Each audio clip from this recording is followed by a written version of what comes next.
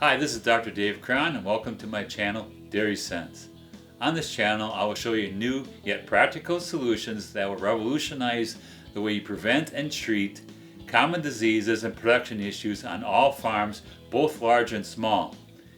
I'm so excited to bring these new ideas to you on this channel.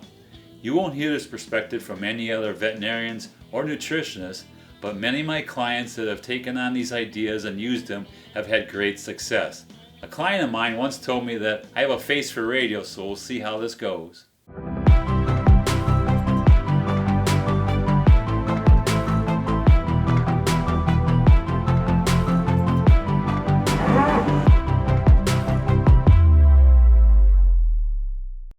So now a little background on myself. I was raised on an 85 cow dairy farm in Burlington, Wisconsin. From there, I attended veterinary school at the University of Wisconsin-Madison. From there, I went to a little town called Eden, Wisconsin. I've been practicing dairy veterinarian for 33 years there, where I did all the typical herd health, individual cow medicine, and data analysis. What I'm very proud of and really enjoyed is the consulting that I did. I did consulting in Northeast Wisconsin, Minnesota, and Texas. From these consulting, I analyzed hundreds and hundreds of dairy comp records, anywhere from 150 to 9,000 cows. I've been very involved with nutrition of cows to calves. I work with nutritionists.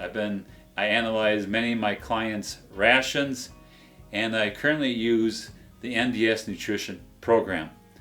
Each month when my clients get done with tests, I analyze their test and I make the nutrition changes as needed. As a result of a lifetime of working with dairy cattle, I've come to the conclusion that 95% of all diseases and production issues are nutrition related. Let me repeat, 95% of all diseases and production issues are nutrition related. If the underlying cause of diseases and production issues is nutrition related, let me show the significant effects of this nutrition stress, and that is inflammation. Why is this important and how does this affect your cattle? Inflammation is crucial to your cow's health and production.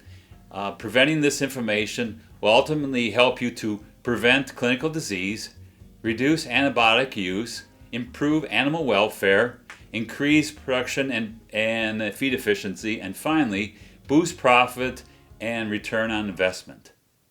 So now let's talk about some of the common issues we see in dairy cows due to inflammation.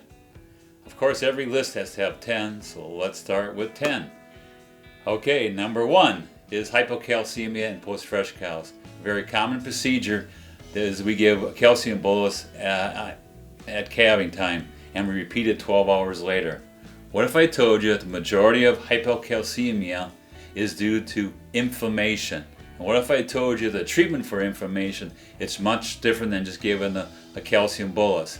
So are we treating these cows correctly? Stay tuned to my channel and I'll show you how you should be treating them. Number 2, metritis and RPs. These are two diseases that has the highest percentage of antibiotic use on the farm.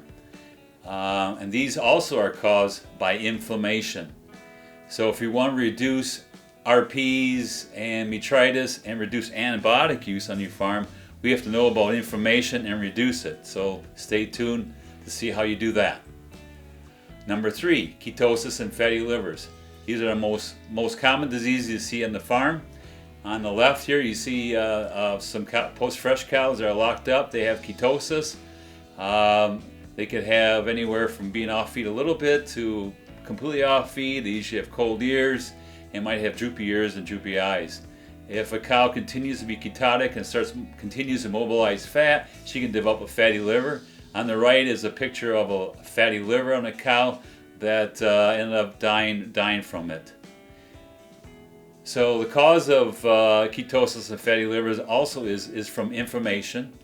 And if people that are using BHBA strips to detect ketosis, I want to tell you that inflammation will reduce the levels of BHBA in a cow's body, so you will very well be underestimating the prevalence of ketosis on your farm.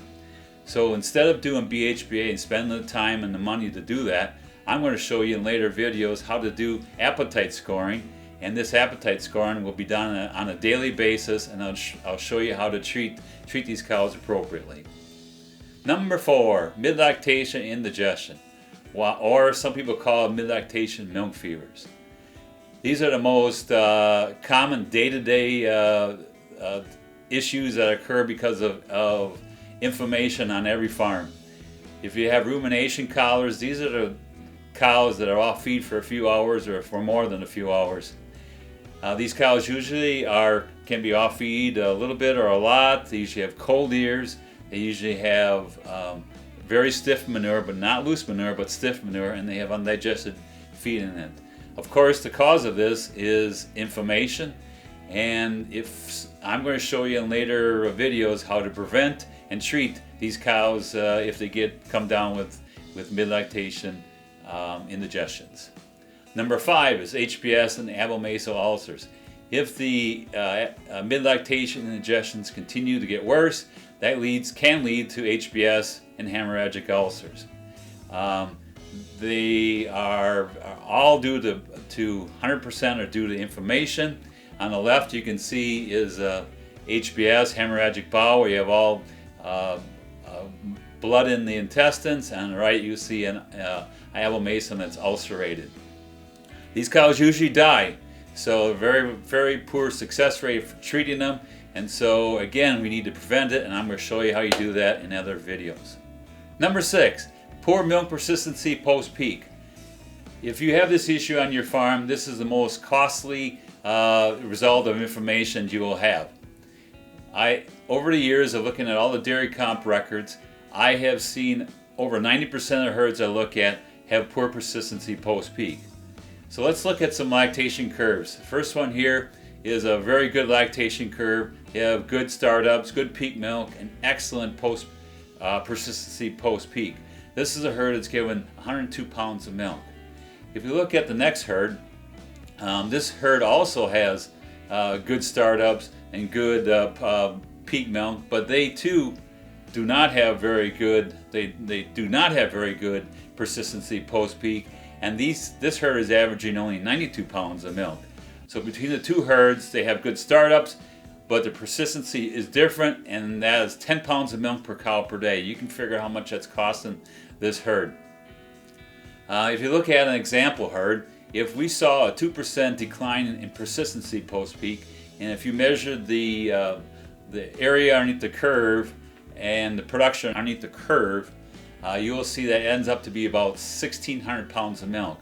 You can take the 1,600 pounds of milk times the current milk price, and you can see how much it's costing you per cow per year. So I want you to go home and look at your dairy comp and look at your lactation curves and see if you have issues with persistency post-peak, and if you do, stay tuned to my videos. Number 7, increased body condition score in late lactation cows. This, as a result of poor persistency post-peak, cows can very much get heavy or high body condition score at the end of lactation. On the pictures you can see one to the left and one to the right are both about the same days in milk. One on the left is using the energy for the feed to put into milk production. One on the right is using the energy to be put on their back. So the one on the right can be a train wreck at calving time, so we want to avoid that. So do you have fat cows? And if you do, stay tuned to my videos. Number 8, heat stress. Heat stress is a major cause of inflammation. The Lance Bumgard group at Iowa State and their team did a lot of research on this, and they have shown that inflammation causes the increase of insulin in the pancreas, and this insulin is what actually causes the decrease in milk production, not the decrease in dry matter intake. The other thing that inflammation from heat stress causes is lameness. You will see laminitis, you'll see white line abscesses, heel abscess, and so forth. This usually takes about 4 to 6 weeks over after a heat stress. In Wisconsin, we saw our first major heat stress in early June, And in the middle of July, we saw a lot of herds with a lot of lame cows, and showed up about 6 weeks later. The other thing that inflammation from heat stress causes is increased abortions and reduced conception rate.